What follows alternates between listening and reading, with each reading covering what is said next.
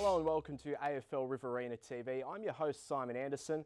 This week we've got a couple of the AFL Riverina's coaches joining me at the desk. We've got Coolamon's Lew Roberts and East Wagga's Gavin McMahon. Thanks for joining us, boys.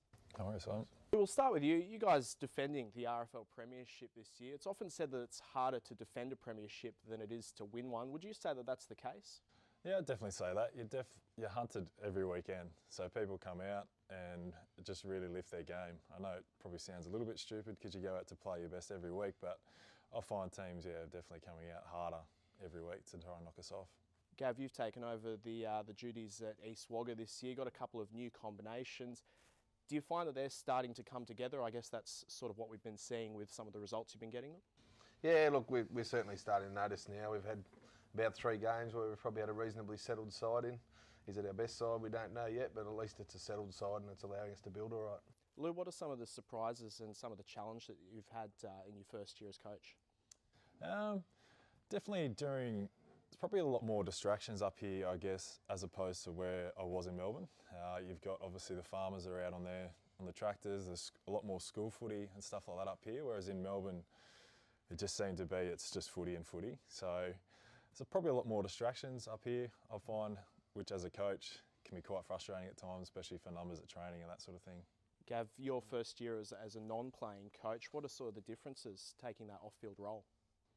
Yeah, look, I think initially it's probably more about how you try and gain respect amongst the group. As Lew would know, sometimes you can deliver a message, you can go out and actually action that yourself on the field. So as a non-playing coach, you've got to find different ways to build your own respect within the group, get the trust, and so that hopefully they can follow your message later on. Do you find that a tricky thing, Lew? Sort of, I guess, being a non-playing coach, you get a broader view of what's going on the field. Do you find it a little bit more difficult having to focus on your own game as well as those around you? It's definitely a learning process. Early, probably in the first few weeks, I probably struggle with that a little bit, trying to find that balance between coaching and playing, because you can find yourself going, why is he standing there, what, instead of concentrating on your own game. So I've definitely, I trust my bench, so I've just handed over the reins. Once it gets to game day, I just concentrate on playing and then just get some feedback from those guys at quarter time, half time. Any surprises or challenges you've had this year, Gav? Oh, look, lots. Yeah, probably the greatest challenge really has been, the club's come a hell of a long way in the last, probably 2 or 3 years on and off the field. Obviously, I'm responsible for the on-the-field component, but as a club, we're really trying to build and grow all facets of our club. So having to sort of have one of the benefits of non-playing, I suppose, is you can certainly be assisting in some of those off-the-field areas because I'm not spending the time, preparing to play football like the boys are. I'm obviously doing my early week preparation and then just hoping to deliver on a match day. So potentially you've got a little bit extra time to be doing some other things for the club. What have you made of the standard of the Farrell League this year? Yeah, look, it's been, I think the standard's been pretty consistent across the board. We've effectively got, 7 of the 8 sides who are very competitive week in, week out. They're all facing their own challenges around personnels and injuries, which is all pretty normal.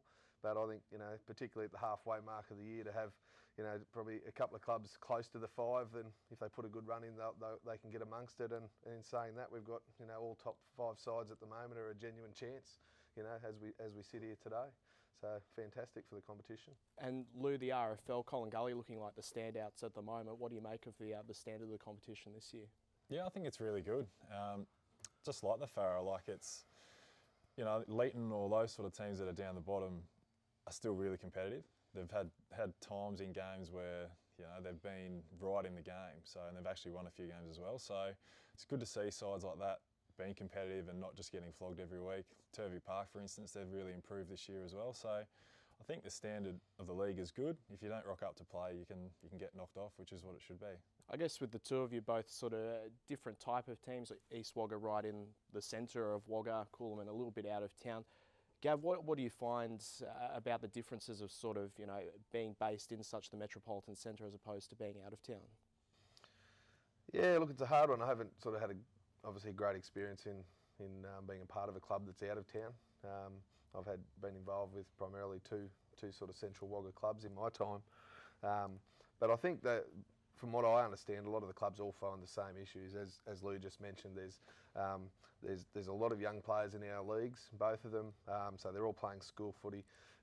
There's a lot of guys who are trades, so they're often, you know, TAFE and work and bits and pieces as well. So just getting I think there's more of a consistency. It's getting all the boys on the track as often as you can, so that you can affect some change to your game is probably the biggest thing I've noticed. And what about out in Coolamon? You must sort of, I guess, love building a bit of a fortress out there, you know, having that home advantage. Yeah, it's definitely good to have that home ground advantage and that sort of thing. Obviously, the whole town gets behind the one, you know, there was only one club out there type thing. We're not sort of battling with not even other codes out there. There's only Aussie rules out there, so, you know, that sort of thing is really good for us. And Gav, you know, we're stuck right into the season at the moment. Who are you sort of identifying as, I guess, the top teams and the top players in the Farrer League this year? Yeah, well, look, at this stage, I think anyone in the top 5 in the RFL, as I said before, wouldn't surprise me if any one of those top 5 won the premiership at the end of this year based on what we've seen so far. I think we see that probably of the top 5 sides, they've all got 3 to 4, or probably 3 key goal kickers, you know, that are contributing to their sides. So that's across the board. And I think, you know, all of the top 5 sides now have got 1 or 2 elite sort of running players, with probably, you know, with Temora and Colliambly being a standout with some really good key tools. Matty Wallace and Matt Harpley at Temora are outstanding footballers, and you've got, you know, Dean Pounds and Simon Mackeys at Colliambly who, you know, are equally as good. Yeah. What are you finding about that sort of thing in the RFL? Any teams in particular that are standing out, and any players that have sort of caught your eye? Colin Gully are playing really good footy at the moment, so just got a really good young team. They move the footy really quickly and really cleanly forward. So, and they've obviously got Chris Gordon's a really good footballer. Brad Aiken's still playing really good football. So, but also Mengapla, they've got a really tall side, so they bring something different to the table as well. They've got some really tall. They've got a really tall forward line, so some good on ballers. So, both different teams, both with their different strengths, but I'd say they're the 2 standouts at this stage. Excellent, guys. Well, thank you very much for giving us an insight into the coach's job this year. Good luck this weekend and good luck for the rest of the season. Cheers, Thank you.